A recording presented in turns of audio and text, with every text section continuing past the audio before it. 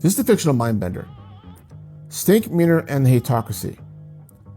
Truth is that Stinkmeaner can be easily his own video and that maybe he should. But the fact that he ran with the crew made me feel like they were all together part of the complete package. So here we are. Some time ago, Chris Rock made a joke that the most racist people were old black men.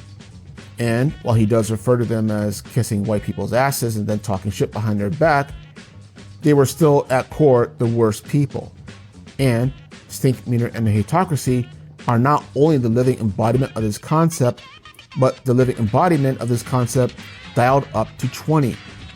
And it's fair to say that they're not even racist because they legit hate everybody, even each other. Stinkmeaner himself was hilarious in his first intro, but doesn't really come into his own until the episode where he possesses Tom Dubois.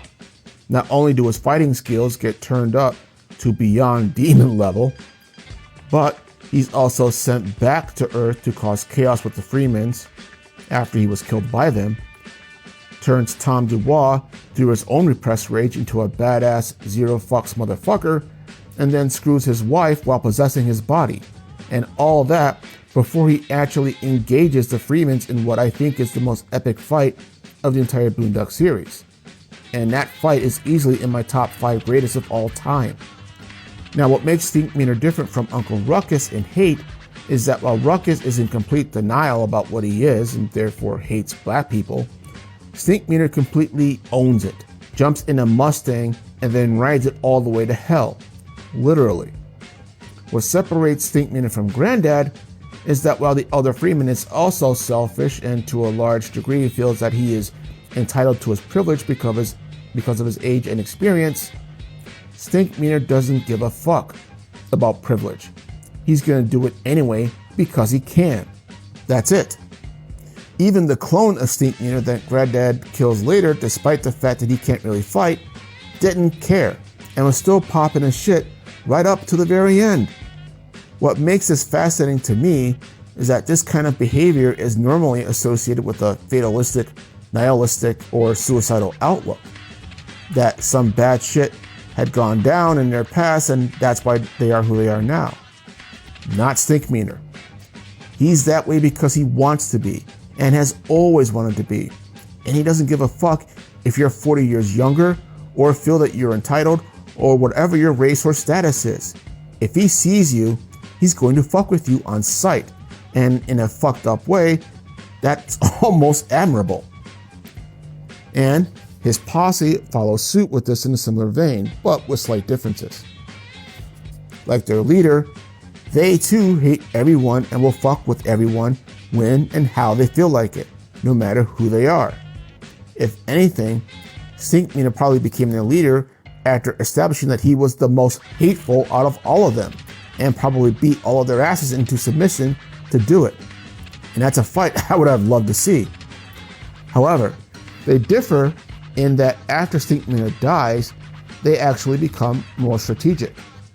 They track down the Freemans and separate them so that they can jump and kill them individually, with the Freemans barely surviving initial encounters. Moreover, there's 3 of them that can fight extremely well, not just one. And there's also more of a sense that these 3 characters are actually even more unhinged than Stinkmeaner was. Probably the most fascinating aspect to me, though, was that despite hating each other, they still can cooperate together for common goals. This even translates into how they fight, trying to triple team Grandmaster Bushido Brown during their duel and ultimately killing him spectacularly. The Boondocks has had a lot of great and memorable characters, even years after the series has concluded, but none I've seen more so than Stinkmeaner and the Hateocracy. I've even run those names by millennials and Gen Zers, and they instantly know who I'm talking about. And what makes them memorable is that despite being deplorable people, how they carry themselves is somehow actually inspiring.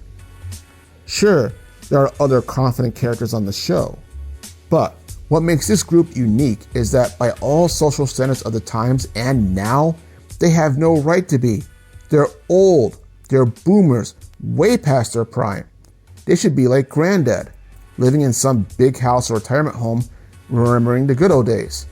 But instead, they go out and live their lives the way they want to live them. They hold their own standards and convictions. And if you got a problem with that, fuck off. Actually, according to their standards, even if you don't have a problem with that, fuck off. And they are in shape and have the physical ability to enforce their independence on everyone to do it. They are unbeholden to anyone or anything. Except cops, apparently. In death.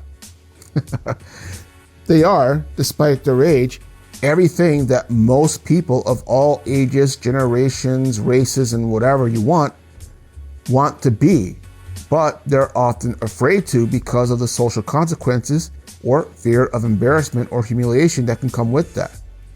It's easier to just toe the line and keep such thoughts to yourself like granddad. And like how Chris Rocks described old black people. And you can argue that some opinions and lifestyles should be this way. But that's not what this video is about. And you can fight about that amongst yourselves in the comments below if you care that much about it. Having said that, this is the Fictional Mindbender. Y'all have a good day.